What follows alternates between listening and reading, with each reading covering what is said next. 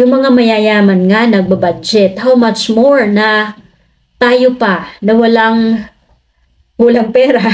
Tayo pa na hindi sapat yung income. So, kailangan natin magdoble ng income, extra para masabayan natin yung 50-20 rules na yon. 'Di ba?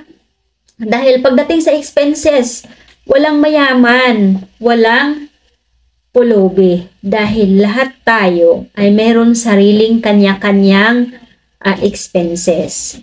So, ayun, nagda-doubt na imposible na makapag-invest or save dahil ang gawain na to ay para lang sa mga mayaman. So, dahil sa mindset na yon, so, hanggang ngayon, hindi pa rin nakapagsimula dahil sinasabi na walang pera. Pero, kumikita naman.